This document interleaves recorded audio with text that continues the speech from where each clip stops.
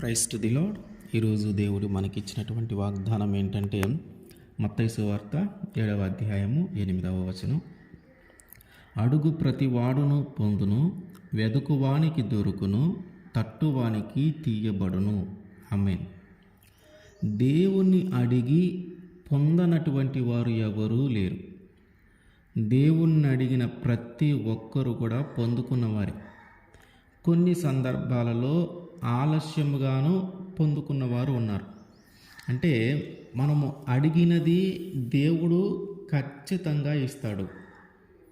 కొన్నిసార్లు వెంటనే దొరుకుతుంది, కొన్నిసార్లు ఆలస్యము కూడా అవుతుంది.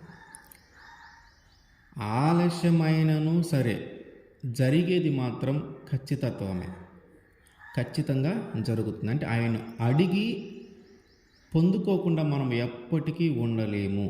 ఖచ్చితంగా ఆయన అడిగామంటే ఆయన ఖచ్చితంగా మనకి ఇస్తాడు. ఆలస్యం అవుతుంది అని మనకు అర్థమవుతూ ఉన్నప్పుడు సరే దేవుణ్ణి అడుగుతూ ఉన్నాం కదా, జరగట్లేదు కదా అని మనము వదిలేయకూడదు. ఆలస్యం అవుతూ ఉందంటే మనము ఇంకా అడగాలి, ఇంకా అడగాలి. దాన్ని అడుగుడి అంటున్నాడు, అడుగుతూ ఉన్నాం. జరగనప్పుడు తట్టాలి.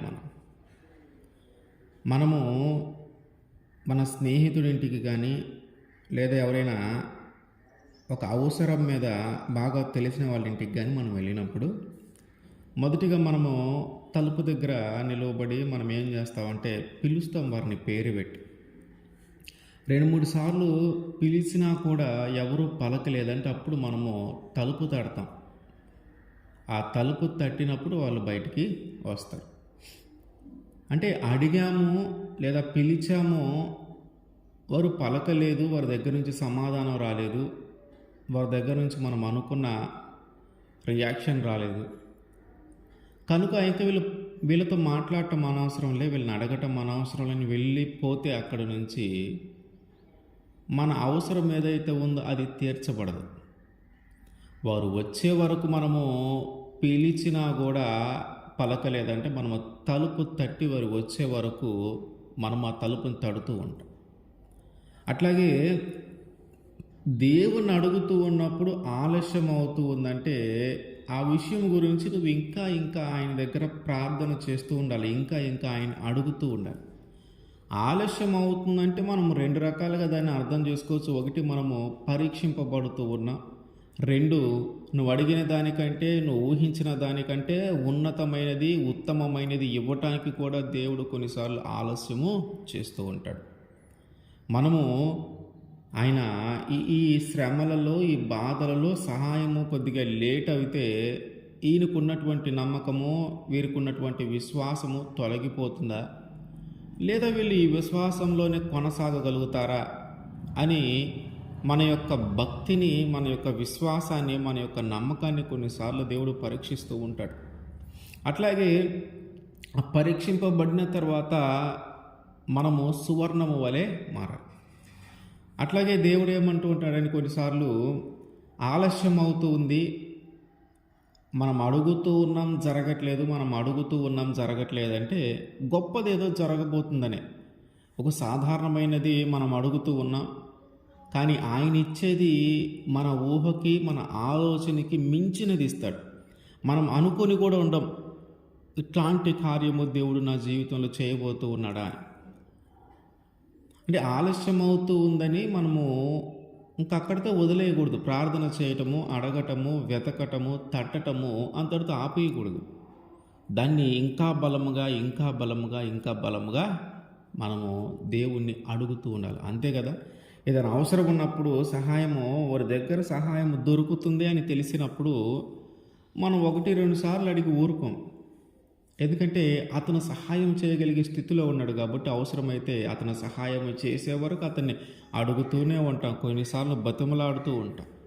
దేవుడు కూడా సహాయం చేయగలిగినటువంటి స్థితిలో ఉన్నటువంటి వ్యక్తి కంటే ఇంకా గొప్ప వ్యక్తి.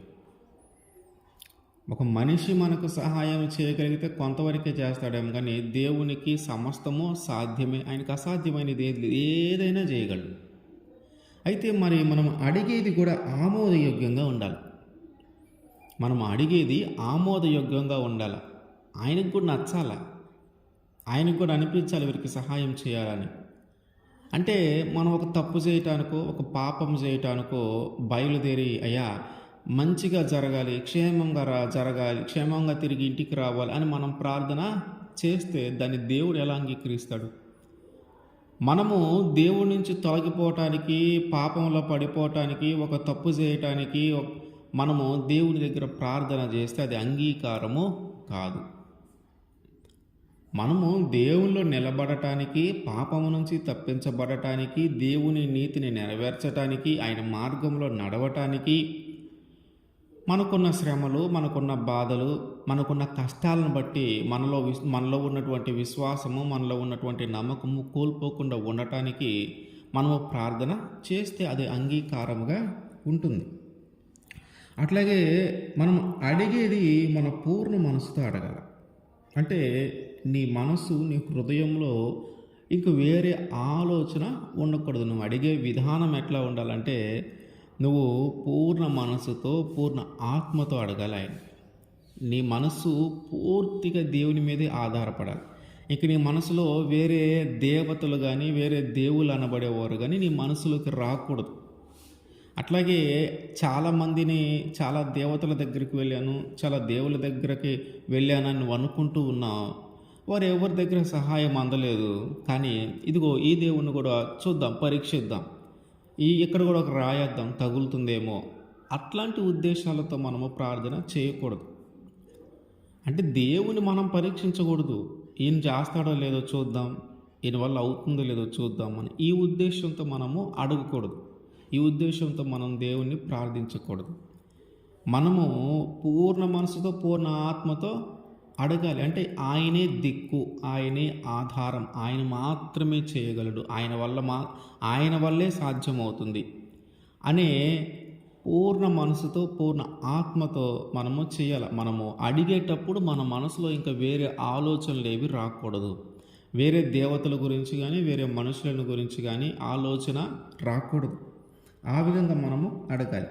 అట్లాగే మనము అడిగేవి నమ్మకం, విశ్వాసం కలిగి ఉండాలి. మనం అడుగుతూ ఉన్నామంటే అది ఖచ్చితంగా దేవుడు ఇస్తాడు అనే ఒక నమ్మకము, ఆయన అడుగుతూ ఉన్నామంటే ఆయన ఖచ్చితంగా నెరవేరుస్తాడు అనే ఒక విశ్వాసము మనలో ఉండాలి. అడిగేటప్పుడు నీకే నమ్మకం లేకపోతే దేవుడు ఎలా ఇస్తాడు? ఇప్పుడు మనం అడుగుతూ ఉన్నాం, సహాయం చేస్తాడో లేదోలే, వీడు చెయ్యడేమో, అడుగుదాం చేయడేమో అనుకుంటే ఇంకంతకాడికి అడగటం ఎందుకు? మనము అడుగుదాం, ఖచ్చితంగా సహాయం చేస్తారనే నమ్మకంతో మనం అడగాలి. మనం అడిగే విధానము నమ్మకం ఉండాలి. దేవుడు ఖచ్చితంగా నెరవేరుస్తాడు, దేవుడు ఖచ్చితంగా ఇస్తాడు, దేవుడు ఖచ్చితంగా ఈ శ్రమల నుంచి విడిపిస్తాడు, దేవుడు ఖచ్చితంగా ఈ కఠిన పరిస్థితుల నుంచి విడిపిస్తాడు అనే నమ్మకం మనలో ఉండాలి. ఆ శ్రమను బట్టి, ఆ శోధనను బట్టి, ఆ బాధలను బట్టి మనలో ఉన్న నమ్మకాన్ని మనం పోగొట్టుకోకూడదు. కొన్నిసార్లు మరణకరమైన పరిస్థితులు వస్తాయి. ఆ మనలో ఉన్న విశ్వాసము, మనలో ఉన్న నమ్మకం మొత్తం కోల్పోయే స్థితిలోకి వస్తూ ఉంటాం. కానీ ఆ సమయంలో కూడా మనం నమ్మకం కలిగి ఉండాలి. ఎందుకంటే ఆ మరణము నుంచి తిరిగి జీవములోకి నడిపించగలిగిన దేవుణ్ణి మనము ఆరాధిస్తూ ఉన్నాం, ఆ దేవుణ్ణి మనం నమ్ముకొని ఉన్నాం. మనలో ఉన్నటువంటి నమ్మకము ఖచ్చితంగా దేవుడు ఇస్తాడు. ఇంక అందులో మనకి ఎలాంటి అనుమానము, ఎలాంటి ఆలోచనలు మనకి రాకూడదు. ఆయన అడిగామంటే అది జరుగుతుంది. అయితే నిదానంగా జరుగుతుందా, లేదంటే త్వరగా జరుగుతుందా, ఆలస్యం అవుతుందా మనకు తెలియదు. దీని గురించి మనం ఎప్పుడు దేవుణ్ణి అడుగుతూనే ఉండాలి. ఒకటి మాత్రం నిజం, ఆయన్ని అడిగామంటే ఖచ్చితంగా పొందుకుంటాం. ఆయన్ని అడిగామంటే ఆయన ఖచ్చితంగా ఇస్తాడు. అట్లాగే మనం అడిగే విధానం ఏంటంటే మనల్ని మనము తగ్గించుకోవాలి.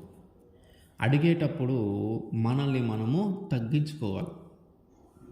ఒకసారి హిజ్కియాకి రాజుగా ఉన్నప్పుడు మరణకరమైన రోగం వస్తుంది. అయితే ఆయన రాజుగా ఉన్నను కూడా ఆయన తనని తాను తగ్గించుకొని, అయ్యా నీ ముందు నేను ఎట్లా జీవించానో ఒకసారి ఆలోచన చేయి, ఎంత యథార్థ హృదయంతో జీవించానో ఒకసారి ఆలోచన చేయ, నేను నీ సన్నిధిలో ఎట్లా నడుచుకున్నానో ఒకసారి ఆలోచన చేయ, నీ దృష్టికి ఎంత అనుకూలంగా నడుచుకున్నానో ఒకసారి ఆలోచన చేయ, కృపతో నన్ను జ్ఞాపకము చేసుకోయ్యా అని ఆయన ప్రార్థన చేస్తూ ఉంటే, కన్నీరు విడిచి ప్రార్థన చేస్తూ ఉంటే ఆ ప్రార్థన దేవుడు అంగీకరించాడు.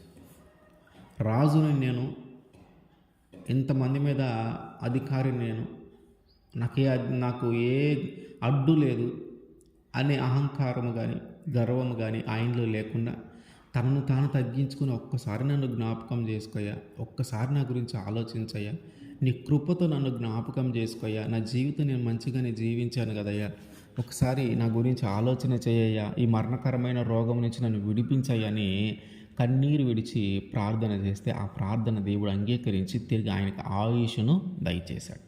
అంటే మనం చేసే ప్రార్థన మొదట మనల్ని మనం తగ్గించుకొని దేవుని హెచ్చించే దానిలాగా ఉండాలి.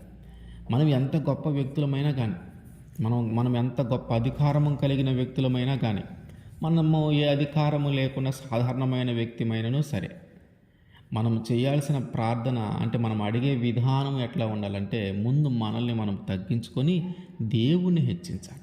ఆయన చెప్తూ ఉన్నాడు కదా, ఎవరైతే తను తగ్గించుకుంటారో వారు హెచ్చింపబడతారు. మనము దేవుణ్ణి అడిగి పొందకుండా ఉండము, అది మాత్రం ఖచ్చితం.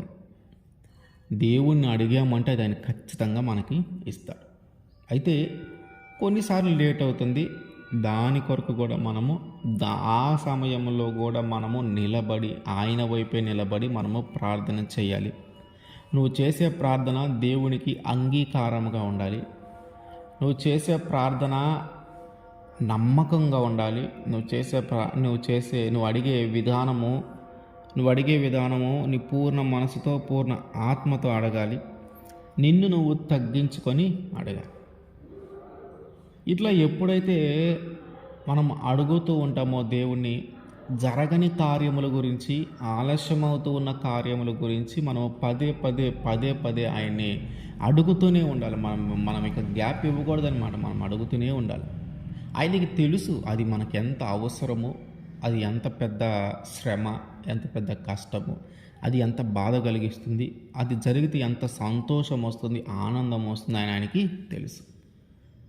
మనం ఊహించిన దానికంటే, మనం ఆలోచించిన దానికంటే, మన ఊహలకి ఆలోచన అందనంత విధముగా ఆయన గొప్ప కార్యము చేయటానికి కూడా కొన్నిసార్లు మనం అడిగిన దానిని వెంటనే మనకి జరిగించకుండా ఉంటాడు.